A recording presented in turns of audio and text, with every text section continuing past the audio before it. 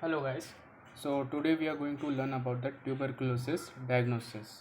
Okay, तो tuberculosis को किस तरह से डायग्नोस करेंगे या क्या कौन कौन सी मेथड है या किस टाइप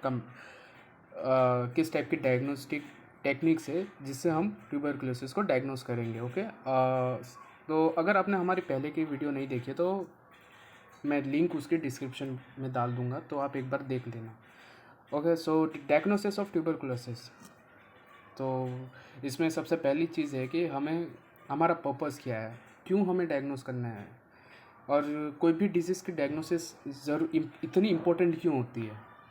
तो सबसे पहला चीज़ है कि टू डिटेक्ट डिजीज़, हमेशा याद रखना कि डिजीज़ को हम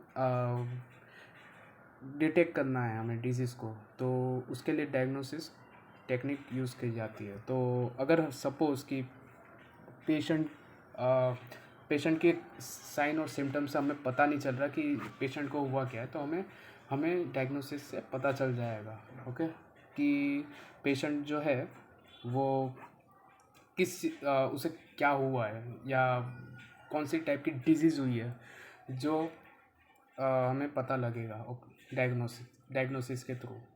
और सेकंड जो है आउटलुक ऑफ डिजीज़, जैसा मैंने बताया कि डिजीज़ के बारे में पता चलेगा हमें, तो डिजीज़ का एक आउटलुक हमें पता चलेगा। ठीक है। एंड थर्ड वाला है स्प्रेड।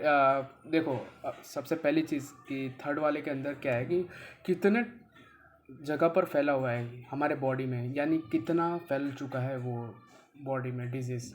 या फिर इसका एग्जांपल हम दे सकते हैं इन्फेक्शियस डिजीज़ में। बेसिकली ऐसा ही होता है कि कितना फैल चुका है या कितना इन्फेक्ट कर चुका है उस पर्टिकुलर एरिया में, या फिर उससे बाहर भी कुछ किया है इन्फेक्शन या नहीं, तो वो भी हमें पता चलेगा डायग्नोसिस के थ्रू। ठीक है। नाउ देखो, बेसिकली जो है जो हम डायग्नोसिस के कुछ टाइप्स देखने वाले हैं ट्यूबरकुलोसिस में। तो सबसे पहला हम देखेंगे स्क्रीन टेस्ट, या फिर उसको हम बोलते हैं purified protein derivative test. Okay, या फिर हम उसको मॉन्टॉक्स टेस्ट के नाम से भी बोल सकते हैं, या उसे नाम से जानते हैं मॉन्टॉक्स टेस्ट के नाम से। ओके, और मॉन्टॉक्स टेस्ट के नाम से भी जानते हैं हम। तो इसमें एक्चुअली होता ये है कि जो मॉन्टॉक्स टेस्ट होता है ना, वो क्वांटिटेटिव टीबी स्किन टेस्ट बोल सकते हैं, या उस टाइप का होता है। ठीक है। तो उसमें जो है 5 ट्यूबरक्यूलिन यूनिट पीपीडी डोज लिया जाता है, और उसे एडमिनिस्टर इंट्राक्यूटेनियसली करते हैं हम।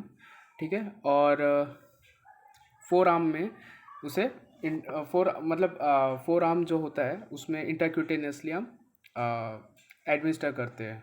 और जो नीडल हम यूज़ करते हैं ट्यूबरकुलिन टेस्ट के लिए, वो 26 या फिर 27 गॉज की नीडल होनी चाहिए। ओके, तो ये इम्पोर्टेंट पार्ट है, और इसके कुछ लिमिटेशंस भी है। ठीक है। तो अभी जैसे हमने कहा कि जैसे हमने ये एडमिनिस्टर कर दिया 5 ट्यूबरकुलिन यूनिट पीपीटी डोज, तो इसके 48 to 72 आवर्स के बाद हमें चेक करना रहेगा। ठीक है। इसकी एरिया ऑफ इंड्यूरेशन यानी बम्प जो क्रिएट होती है। बम्प यानी जैसे फॉर एग्जांपल अगर मॉस्किटो जो है, एक एग्जांपल ले रहा हूँ मॉस्किटो का, तो मॉस्किटो अगर बाइट करता है मॉस्किटो, तो उस पर्टिकुलर एरिया पर एक बम्प आ जाता है। बम्प यानी थोड़ा सा फूल जाता है उस एरिया पे थोड़ा सा। ठीक है। तो उसको हम बम्प बोलते हैं। तो वो बम्प क्रिएट होता है, ठीक है, एडमिनिस्टर करने के बाद। और हमें रेडनेस, जहाँ मतलब उस पर्टिकुलर एरिया पे रेडनेस भी हुआ होगा, पर हमें उसको नहीं देखना है, हमें बम्प को देखना है। ओके, और उसको हम बोलते हैं एरिया ऑफ इंड्यूरेशन। तो एरिया ऑफ इंड्यूरेशन जो है वो अगर सपोज कि greater than equal to 5 mm of induration है, तो पर्सन जो है वो टीबी पर्सन को जो है वो टीबी हुआ है। Okay, and he is actively infected with the TB, यानी एक्टिव टीबी हुआ होगा, एक्टिव टीबी इन्फेक्शन। और रिएक्शन जो है greater than equal to 10 mm of induration है, तो पर्सन जो है might be having TB. Okay, so यानी कि जो पेशेंट जो है वो टीबी से बहुत ज़्यादा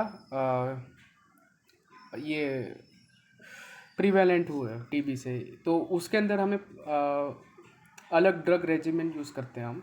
ओके, एंड द पर्सन और द पेशेंट इंड्यूरेशन रिएक्शन जो है greater than equal to 15 mm अगर होता है, तो वो जो है उसके अंदर there are no risk of TB infection. Okay, now जैसे मैंने बात किया कि इसके अंदर कुछ लिमिटेशंस होती हैं, ठीक है, या फिर जो है ये टेस्ट जो है वो एकदम करेक्ट नहीं बताता, we could say like imperfect diagnostic tool है। ओके, तो इसमें एक्चुअली होता है क्या है कि 20% जो पेशेंट होते हैं, 20% of the patient with active TB are falsely skin test negative. अब ऐसा क्यों होता है? ऐसा इसलिए होता है क्योंकि जो पेशेंट जो है वो इम्यूनो कॉम्प्रोमाइज्ड हो, किसी ना किसी कंडीशन से ऑलरेडी वो इम्यूनो कॉम्प्रोमाइज्ड हो, तो उसके अंदर जो है तो मॉन्टॉक्स टेस्ट जो है वो नेगेटिव आएगा। ठीक है, तो ये फॉल्सली हो गया। अब सेकंड जो है फॉल्स पॉजिटिव रिजल्ट्स भी देता है। फॉल्स पॉजिटिव रिजल्ट किस टाइप से देता है? फॉल्स पॉजिटिव रिजल्ट देता है हमारा बीसीजी वैक्सीन के। अगर सपोज कि पेशेंट ने अगर रिसेंटली वैक्सीनेटेड किया हो, बीसीजी वैक्सीनेशन जो कि ट्यूबरकुलोसिस का वैक्सीनेशन है, बट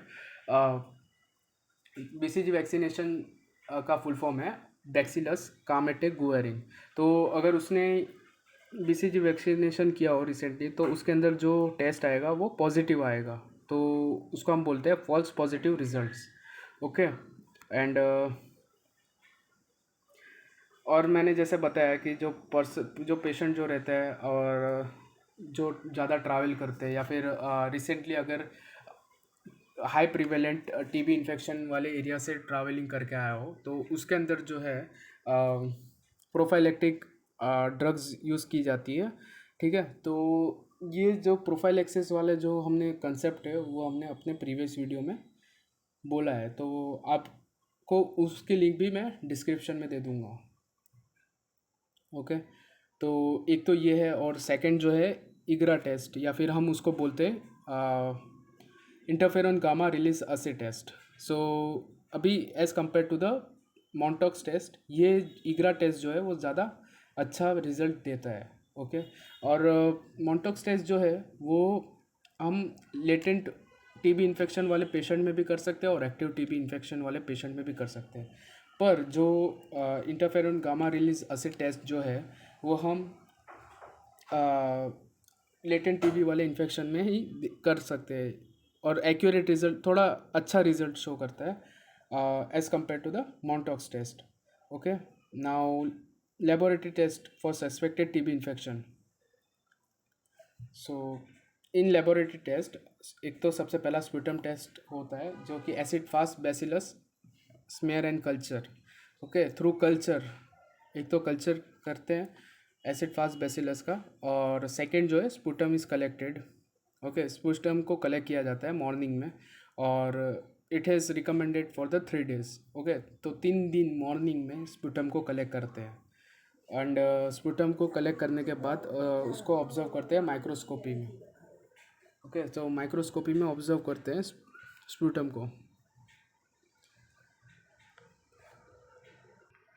माइक्रोस्कोपिक एग्जामिनेशन में जो स्मेयर होता है उसको डिटेक्ट करते हैं। अगर सपोज 8,000 से लेकर 8,000 टू 10,000 ऑर्गेनिजम्स पर मिलीलीटर स्पेसिमेन दिख रहा है, तो हम उसको पर मिलीलीटर, तो हम उसे कंसिडर कर सकते हैं 8 × 10⁻⁶ पर लीटर टू 10 × 10⁻⁶ पर लीटर।